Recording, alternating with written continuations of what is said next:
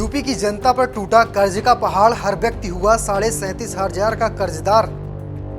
9 लाख करोड़ पहुंचा उत्तर प्रदेश का कर्जा। बुनियादी ढांचे के विकास में ठोका पैसा। कर्ज के साथ आमदनी बढ़ने का भी दावा। योगी के 8 साल का देखे रिपोर्ट कार्ड।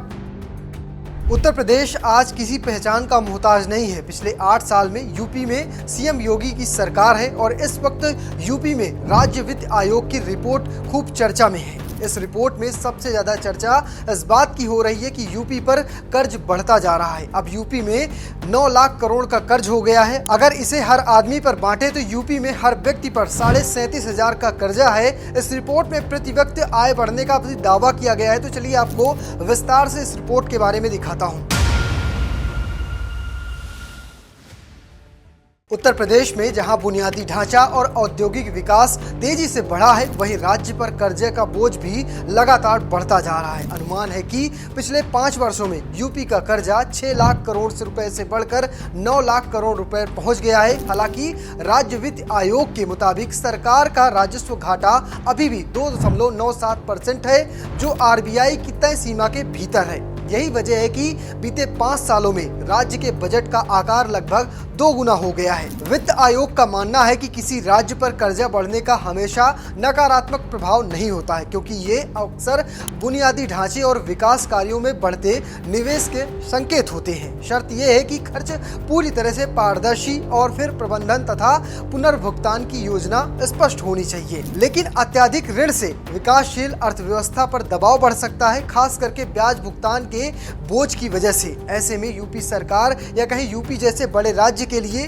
राजस्व और ऋण के बीच संतुलन बनाए रखना बेहद जरूरी है। आयोग का अनुमान है कि वित्त वर्ष 2023-24 में राज्य पर कुल कर्ज 7.76 लाख करोड़ रुपए था, जो 2025-26 में 9 लाख करोड़ रुपए से अधिक हो सकता है। रिपोर्ट का आंकड़ा देखें तो कहा जा सकता है कि योगी सरकार के पहले कार्यकाल से अब तक प्रदेश में जो कर्ज था वो दोगुना हो गया है। इसे कुछ आंकड़ों में समझते हैं। अगर बात करें अखिलेश यादव सरकार की, यानी साल 2016-17 की, जब आखिरी साल था अखिलेश यादव का, उस वक्त जो राज्य पर कर्जा था वो 3.7 लाख करोड़ रुपए था, जबकि प्रति व्यक्ति आय वो 52,000 रुपए थी। योगी सरकार के पहले साल की बात करें, यानी साल 2017-18 की, तो 4 लाख करोड़ रुपए सरकार पर कर्ज था और इसके साथ साथ प्रति व्यक्ति आय 57,000 रुपए थी। अगर बात करें 2024-25 की, उस वक्त यूपी पे कर्ज था वो 8.4 लाख करोड़ था, जबकि प्रति व्यक्ति आय 93,000 रुपए थी। और अब जो फाइनल रिपोर्ट इस साल की है 2024-25-26 की,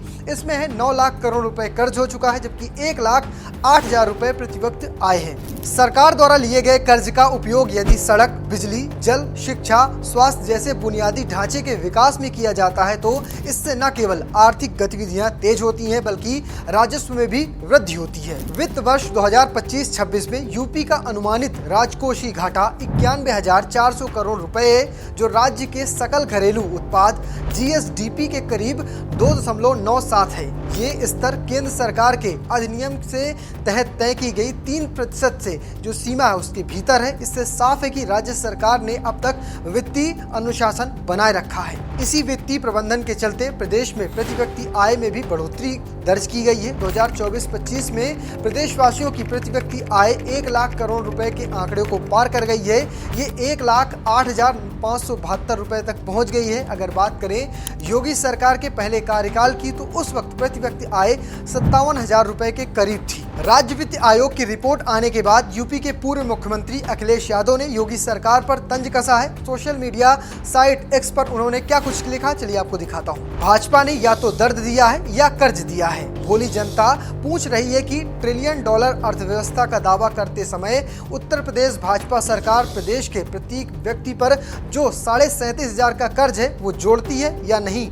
और उत्तर प्रदेश की जनता ये भी कह रही है कि अगर 15 लाख का भाजपाई वादा जुमला साबित न होता तो इस लोन को घटाने के बाद भी सबके खाते में 14,62,500 रुपए होते। जोड़ घटाने की भूल चूक माफ। अखिलेश यादव ने सीधे तौर पर सरकार पर हमला बोला। दूसरी ओर इस रिपोर्ट में प्रति व्यक्ति आय बढ़ने की जानकारी आने के बाद यूपी सरकार ने भी अपनी पीठ थपथपाई है। योगी सरकार ने क्या कुछ कहा, चलिए वो भी देख लीजिए। एक्स पर लिखी पोस्ट के मुताबिक उत्तर प्रदेश में कृषि, सेवा, उद्योग, कारोबार में वृद्धि से आर्थिक गतिविधियां बढ़ी हैं। फलस्वरूप 8 वर्षों में प्रति व्यक्ति आय दोगुने से अधिक दर्ज की गई है। इसमें उन्होंने पहला पॉइंटर लिखा कि वित्तीय वर्ष 2016-17 में प्रति व्यक्ति आय 52,671 रुपए थी, जो वित्तीय वर्ष 2024-25 में 1,08,572 हो गई है। दूसरे पॉइंट में लिखा कि प्रदेश में शहरीकरण, औद्योगिकरण और इंफ्रास्ट्रक्चर में तेजी से विकास हुआ है, नागरिकों का जीवन बना सुगम। फिलहाल आप कैसे देखते हैं इस रिपोर्ट को कमेंट बॉक्स में लिखिएगा और पेज को फॉलो करना, चैनल को सब्सक्राइब करना बिल्कुल भूलिएगा। धन्यवाद।